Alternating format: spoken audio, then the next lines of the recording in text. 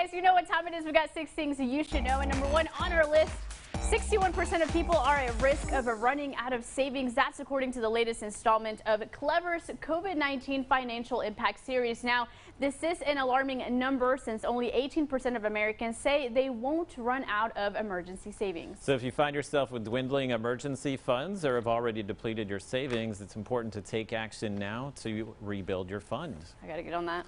Rebuild it legally, of course. I mean, there's a lot of ways you can build that up quick, but we recommend the legal way. Looking a little sad. I think most people's are. Even if you invested, let's say, in the stock market or your retirement account, it's probably taking a little bit of a hit. I'm going to blame it on COVID-19 and not at all on the fact that I have a shopping problem. Yeah, it's all COVID. No shopping problem at all.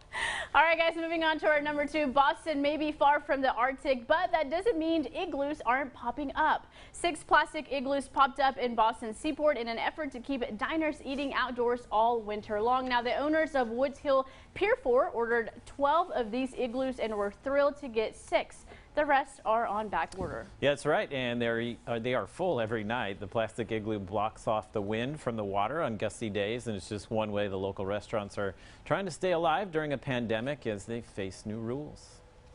We purchased these igloos and we're getting some heaters and hoping that we can make the patio season last a little longer.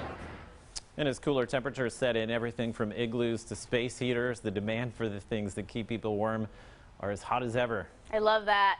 What a cool idea. Have you ever eaten in one of those, like igloos or the tree houses or one of those? No, have you? Fancy place? A tree house once. That's have you really? Yeah. Exciting. You want to do the one where you do dinner, like float? What did we say? Like they take you up in the air? Yeah, remember it was almost like a skydive thing, I guess. It's going to be a no for me, but I will say yes to the igloo. Don't do heights. Me either. Igloo's fine. It's on the ground. No heights. A little coldness is okay. All right, guys. Our number 3 is a big one. It's orange and weighs 2,015 pounds and is the largest on record in Wisconsin. It's the Great Pumpkin.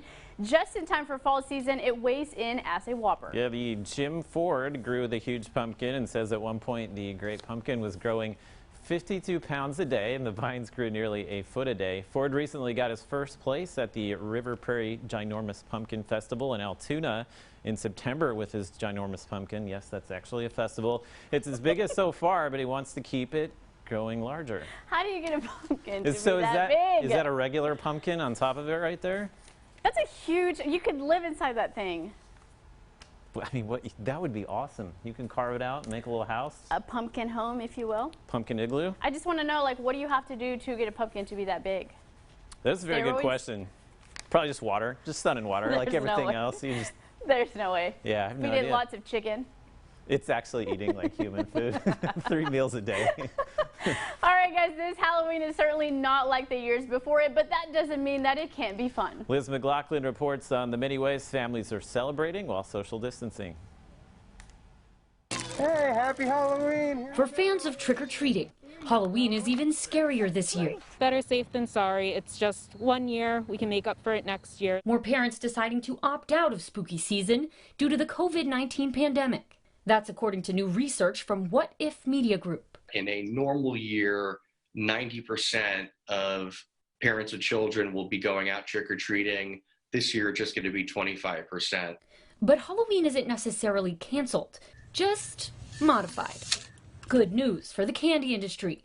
People are coming up with fun and creative ways to celebrate Halloween and be within their community in a safe way. To lower the risk of handing out sweets, many families are taking treats curbside. I'm going to put a table at the end of my driveway and just spread out Halloween candy over it so that the kids don't have to reach into a bowl. This year, Trunk or Treat takes on a whole new meaning as businesses offer ways for families to celebrate safely from their cars, including a drive-through haunted house. Hi, welcome. Or a drive-in scary movie marathon. This one's my pumpkin. Some families are sticking with outdoor haunted holiday activities. Perhaps a Halloween hunt. Others hoping to make up for canceled events with expansive yard displays. The kids need something. They've lost so much this whole year. Americans still adapting to the new normal, including a critical costume accessory this Halloween. Liz McLaughlin, NBC News. I got one thing to say. Take my eyes, but don't take trick-or-treating. Don't take the trick-or-treating. You know, if you put a bowl out in the driveway, the kids are going to take it. My first year trick-or-treating in the United States, okay, first Halloween ever, I went trick-or-treating and they left bowls out and I literally grabbed the bowl and just like emptied it in my bag, and my dad was like, I don't think you're supposed to do that, but at this point it was too late. What are you going to do, put it back? No. I may have done that once or twice as well. Have you really? If you leave the bowl out, I mean.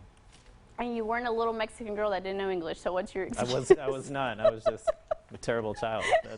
That's what it was. All right, guys, and Delta Airlines is extending its policy blocking middle seats, but that only applies to planes with rows of at least 3 seats, which makes a lot of sense. You don't say. So passengers on smaller planes with just 2 seats per row may have to sit next to someone outside their household. The only option for passengers wishing to maintain social distance on those flights will be to rebook to another flight. Yikes. And a lot of us are wondering, will 2020 kill Black Friday? Well, Black Friday has been losing steam for years, but was last year's Black Friday the last? Well, speculation is growing that the coronavirus pandemic may be the proverbial nail in the coffin for the shopping blitz that has traditionally kicked off the holiday season. So in recent years, Black Friday's importance has faded and more retailers have offered similar sales online, making it possible for shoppers to browse and buy from their couch or on their smartphone rather than having to camp out in store parking lots. I say yes, get rid of Black Friday. You know why? Because people don't know how to be cordial.